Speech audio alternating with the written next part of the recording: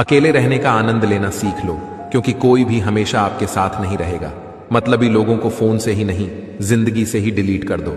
चाहे घर के अंदर जी भर के रो लो, लेकिन दरवाजा हमेशा हंसकर ही खोलना।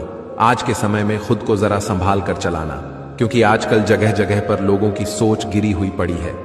जब चुप रहने वाला इंसान चीखने लग जाए तो समझ जाना कि हद पार हो चुकी है। वक्त और सांसें दौलत से भी ज्यादा कीमती होती हैं। इस दुनिया में किसी भी इंसान की मदद करने के लिए धन की नहीं, बल्कि एक अच्छे मन की जरूरत होती है। हिसाब किताब सिर्फ ऊपर वाले ने ही सही लगाया। सबको खाली हाथ भेजा और खाली हाथ बुलाया।